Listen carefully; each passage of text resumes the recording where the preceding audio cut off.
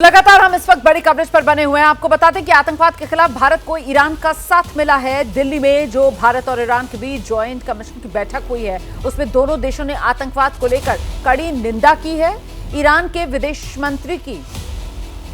मंत्री एस जयशंकर और साथ ही एनएसए अजीत डोभाल से मुलाकात हुई है और इस मुलाकात में ईरान ने भारत के साथ आतंकवाद के खात्मे का एक तरीके से जो प्रण है उसको दोहराया है। दोनों देशों ने आतंकवाद की कड़ी निंदा की है। जरा विशाल से समझते हैं क्या डिटेल्स मिल रही हैं। ईरान मजबूती से भारत के साथ आतंकवाद के विरोध में। देखिए, बिल्कुल रोमाना, ईरान के विदेश मंत्री कल भारत के दौरे पर थे और ईरान के विदेश मंत्री ने इस दौरान भारत के विदेश मंत्री के साथ मुलाकात की थी और भारत ईरान ज्वाइंट कमीशन की बैठक हुई थी और इस बैठक में ही भारत ने पहलगाम में हुए आतंकवादी हमले की और उसके पीछे जो पाकिस्तान का हाथ था उसकी पूरी जानकारी ईरान को दी थी। और इस मुलाकात में भारत और ईरान ने संयुक्त रूप से आतंकवाद की निंदा की और इसके साथ ही ये कहा कि इसका खात्मा होना चाहिए पूरी तरह से आतंकवाद का, और जो क्षेत्रीय सहयोग है उसे और ज्यादा बढ़ावा मिलना चाहिए ताकि आतंकवाद का खात्मा हो। ईरान और भारत की संयुक्त बैठक में इस पर जोर दिया गया। आपको बता दें कि ईरान के विदेश मंत्री ने कल एनएसए अजीत डोभाल से भी मुलाकात की थी, तो यह काफी महत्वपूर्ण हो जाता है। ईरान का यह आतंकवाद की निंदा करना, भारत में आकर विदेश मंत्री से मुलाकात करना और जो ज्वाइंट कमीशन की बैठक थी उसमें आतंकवाद की निंदा भारत और ईरान ने संयुक्त रूप से की है। और इसलिए और महत्वपूर्ण हो जाता है क्योंकि ये जो ईरान के मंत्री हैं ये पाकिस्तान होते हुए भारत आए हैं और ऐसे में ईरान जो है वो किस तरीके से पाकिस्तान के साथ उसके जो संबंध रहे हैं और पारंपरिक तौर पर ये वो देश हैं जो पाकिस्तान की हाँ में हाँ मिलाते हुए आए हैं और कुल मिलाकर ये एक बड़ा शिफ्ट है जो इन देशों में अब देखा जा रहा है। बिल्कुल रोमाना, आपने बिल्कुल सही कहा क्योंकि भारत ने वैश्विक मंच पर जो उसकी कूटनीति है तथ्यात्मक तरीके से सच को सामने रखा है और यही वजह कि तमाम वो देश जो कभी पाकिस्तान के साथ पूरी तरह से खड़े होते थे वो या तो इस मुद्दे पर अब न्यूट्रल नजर आ रहे हैं और आतंकवाद की निंदा कर रहे हैं, भारत के साथ खड़े नजर आ रहे हैं। आपको ईरान ने निंदा तो की है और इसके साथ ही कल जो अमेरिका के विदेश मंत्री ने नसीहत दी थी पाकिस्तान के प्रधानमंत्री को, उसमें साफ तौर से कहा था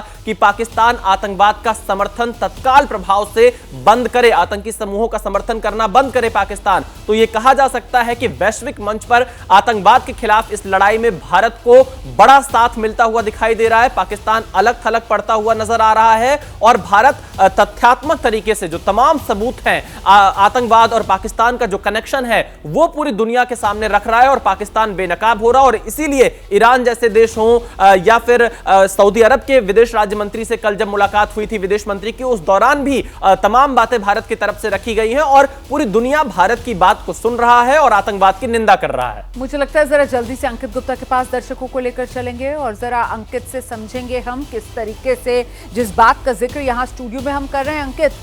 कैसे ये भारत की बड़ी कूटनीतिक जीत है, इस पर मैं आपके पास आऊंगी, लेकिन उससे पहले जरा ये तस्वीरें देख लीजिए। ये भारत के रक्षक हैं, ये भारत की एयर डिफेंस गन है, भारत की एयर डिफेंस सिस्टम है। एयर डिफेंस गन में आप L-70 को देख रहे हैं, ZU-23 और शिल्का गन सिस्टम को आप देख रहे हैं और वहीं एयर डिफेंस सिस्टम में आप आकाश देख रहे हैं, पिछौरा देख रहे हैं, समर देख रहे हैं। ये वो तमाम हथियार हैं भारत का, ये वो असला है जिसने कल पाकिस्तान की तरफ से किए जा रहे हर हमले को नाकाम किया है, जिसने कल पाकिस्तान को धूल चटाने का काम किया है। तो ये है हिंदुस्तान की ताकत, ये है नया भारत और ये वो तमाम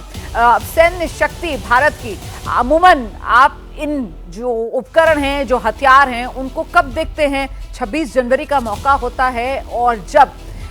जो राजपथ है उस पर, जो कर्तव्य पथ है उस पर, जहां पर गणतंत्र के गौरव के तौर पर, गणतंत्र की शक्ति के तौर पर ये हथियार, ये उपकरण नजर आते हैं, तब तो देश का सीना फक्र से चौड़ा होता ही है इनको देखकर। लेकिन अब देखिए जब जरूरत पड़ी तो किस तरीके से ये देश की रक्षा के लिए तैनात और मुस्तैद हैं और देश को अपने इन हथियारों पर, अपनी इन सैन्य शक्ति पर, अपनी सेना पर पूरी तरीके से फक्र है। हम सीधे अब अंकित गुप्ता का रुख करते हैं और जरा अंकित से समझते हैं। अंकित, जिस बात का जिक्र यहाँ पर अभी विशाल और मैं कर रहे थे कि साहब वो ईरान के मंत्री जो भारत आए हुए हैं और वो खुलकर आतंकवाद का विरोध कर रहे हैं, मतलब एक तरीके से पाकिस्तान के विरोध में हैं, भारत के साथ हैं। कूटनीतिक जीत हिंदुस्तान की और कूटनीतिक जीत भारत की वो खासतौर से इसलिए मुमकिन हो पाई क्योंकि भारत ने पहले दिन से ही जब ये ऑपरेशन सिंदूर लॉन्च किया तो एक पारदर्शिता बरती, पूरी दुनिया को यह बताया कि ऑपरेशन सिंदूर है क्या, क्यों ऑपरेशन सिंदूर जरूरी था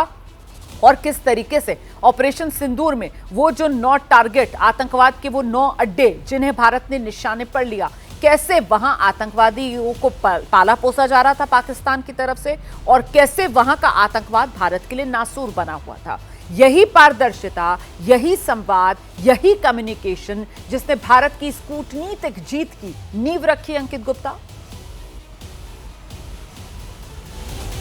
बिल्कुल रोमाना, देखिए जिस दिन से पहलगाम हमला हुआ है उसी के बाद से अगर हम जो है कूटनीतिक तौर पर ही बात करें, देखिए मिलिट्री के तौर पर तो हम देख ही रहे हैं कि किस तरह से सैन्य शक्ति का प्रदर्शन किया जा रहा है भारत की तरफ से, लेकिन कूटनीतिक तौर पर भी बात करें तो पहलगाम हमले के दूसरे दिन ही आपने देखना शुरू किया कि किस तरह से भारत ने तमाम देशों के राजनयिकों को, राजदूतों से और खुद जो है राष्ट्राध्यक्ष हैं उनसे जो है संपर्क साधा और खुद जो है सरकार के अलग अलग लेवल पर यह संदेश दिया गया कि किस तरह से भारत में आतंकी हमले को अंजाम दिया गया है और भारत सरकार भी आगे कार्रवाई करने जा रही है। सैन्य जो भी जो इनके आतंकी ठिकाने हैं उन पर सैन्य कार्रवाई करेगी। एक तरह से भारत सरकार ने यहां पर ऐलान कर दिया था पहले ही कि हम ये कार्रवाई करेंगे। हालांकि इससे पहले अगर उरी की बात करते हैं या बालाकोट की बात करते हैं तो जब घटना को उसमें स्ट्राइक करने के बाद में तमाम देशों को जानकारी दी कि हाँ हमने ये कार्रवाई की है, लेकिन रोमाना इस बार ये भारत की एक बहुत बड़ी कूटनीतिक तौर पर भी जीत जिसको कहेंगे या एक धमक कहेंगे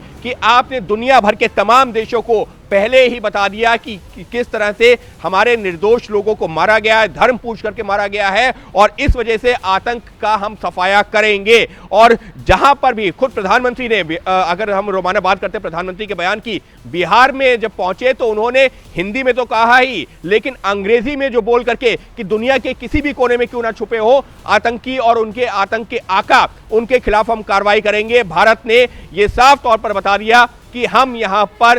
पीछे हटने वाले नहीं हैं और यही हमने लगातार देख रहे हैं। और कल रात में भी जो यूएस के वाइस प्रेसिडेंट का जो बयान सामने आया है वो क्या बता रहा है, पाकिस्तान ने जो है कोशिश की कि यहां पर कोशिश करे कि वो भारत को रुकवा ले, कि भारत उसके खिलाफ कोई कार्रवाई ना करे, लेकिन यूएस ने क्या कह दिया कि हम जो है दोनों देशों के बीच में नहीं आएंगे, ये उनका आंतरिक सुरक्षा का मामला है, वो अपने हिसाब से देखेंगे। तो साफ तौर पर यहां पर जो भारत की ये कूटनीतिक जीत भी दिखा रहा है और भारत सरकार ने पिछले जो है कुछ सालों के दौरान जिस तरीके से दुनिया भर के तमाम देशों के साथ में, फिर चाहे वो जो है वो ऐसे देश हों जहां पर मुस्लिम आबादी ज्यादा हो, चाहे वो देश हों, यूएई जैसे देशों की बात की जाए या फिर इजराइल के साथ में हमारे रिश्ते पहले से ही हैं। जैसे ही भारत ने अटैक करने की बात कही उसी दिन से इजराइल लगातार भारत के साथ खड़ा हुआ है। यूके के साथ में जब आप ये पूरा जो है हंगामा चल रहा है, जब ये पूरा जो है आप टेररिस्ट ऑर्गेनाइजेशंस पे अटैक कर रहे हैं, उस दौरान आप जो यूएस के साथ में ट्रेड डील साइन कर रहे हैं, तो ये सब दिखा रहा है कि ये है भारत की कूटनीतिक जीत,